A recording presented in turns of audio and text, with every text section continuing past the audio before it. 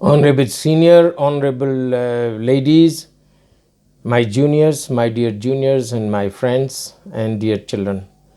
We are going to discuss. I welcome you again on Jewish India channel. We are going to discuss the weekly parashas. We have read two parashas, Leviticus chapter 25, verse 1 to chapter 26, verse 2. This is Behar at the Mount Sinai.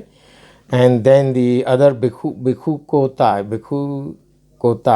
is chapter 26, verse 3 to 27, 34. Chapter 27, 34. So these are the two parashas we have finished today.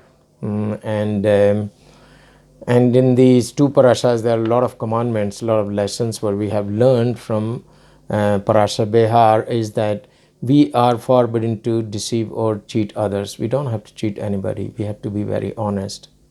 If we take loan from somebody, we take money from someone, we have to return that money. We buy something, we have to pay the same price, same value of the same thing.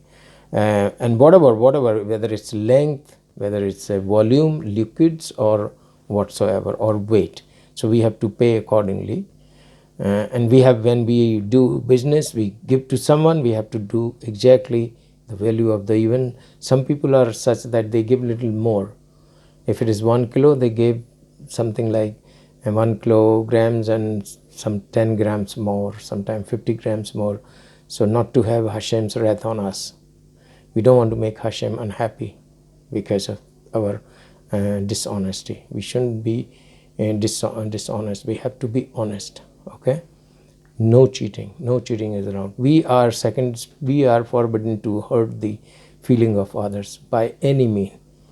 By action, by our actions, by our words. Even when you talk to someone, talk politely, talk humbly, talk smoothly.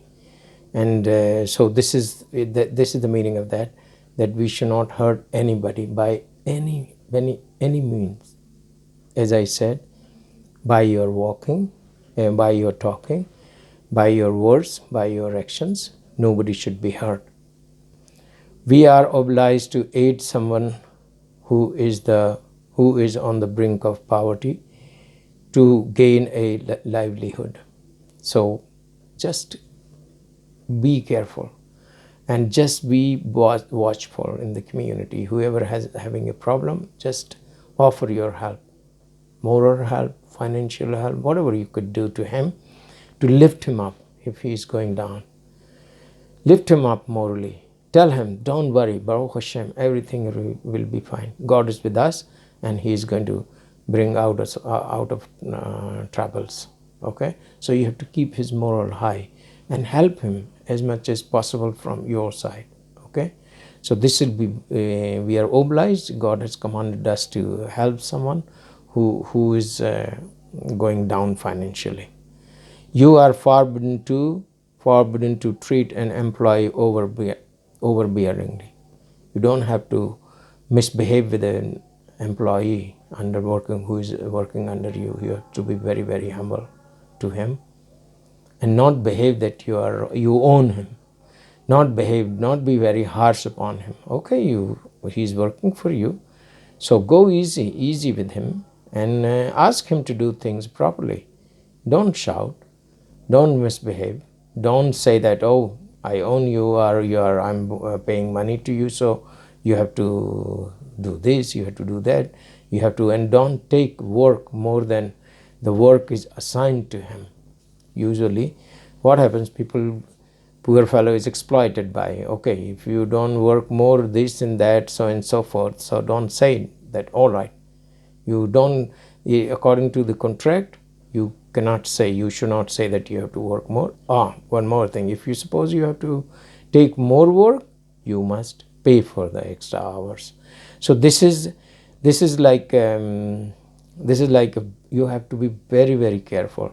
In Parasha Kiddushim, we have read about this, that whoever you pay his wages, if he is working in the nights, you must pay him in the morning, him or her, or if he is working during the day, you have to pay in the end of the work. So this is what you have to respect your worker. respect someone who is working for you. Next, Parasha Behar-Bechukotai, Leviticus chapter 26 to 26 verse 3 to 27:34.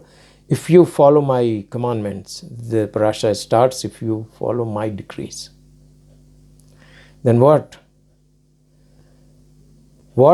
he will give? He will give everything. He will give whatever is needed for your survival, whatever is needed for your, if you sow the seed in the fields, he'll give you the water, rains at the time, and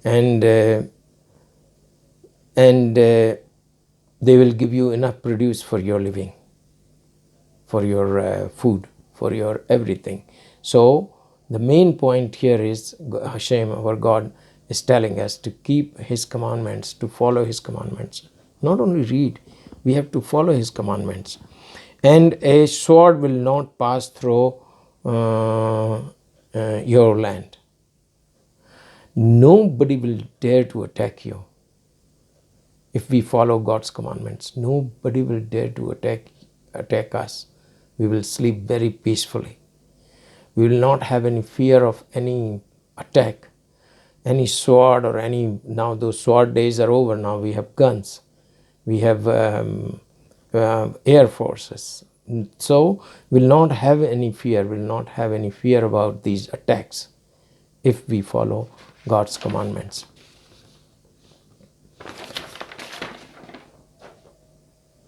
Will pursue 100, and even not only this, I'll bless you that 5 people will fight with 100 people, and 100 will fight with 100 people will fight with 1,000, 10,000 people. So this is what, you know what he said? Bow. You remember Parasha, bow. God said, come. God said to our Moses Rabbeinu, that bow. You know, there is a parasha. During those 10 plagues, we were freed from Egypt. God said, Hashem, God of Israel, said to Moshe Rabbeinu, bow, come and we'll fight. You know, I'll fight beside you. I'll fight for you. So this is what 10 people, 10 could defeat 100, and 100 could defeat 10,000, because God will fight our all wars, provided we follow His decrees, we follow His commandments. I will place my sanctuary among you, and my spirit will not reject you. Wonderful. Follow His commandments, and He will live among us. He will build His sanctuary, tabernacle, and the temple of Solomon. Solomon built his temple among us, and He will be in our presence. That's what He said. But the only condition, decrees, ordinances, and His decrees and His ordinances we have to follow, and He'll be with us. He'll fight for us, my dear friends. So what? We don't spend and we don't do anything extra. Just follow His commandments. Follow His 10 commandments. Follow His Kedoshim. If you read Kedoshim, follow all the Kedoshim, things of Kedoshim. Don't hate anybody. Love everybody. Take care of everybody. In general language, it's called man is a guarantor of a man. Human is a guarantor of a human.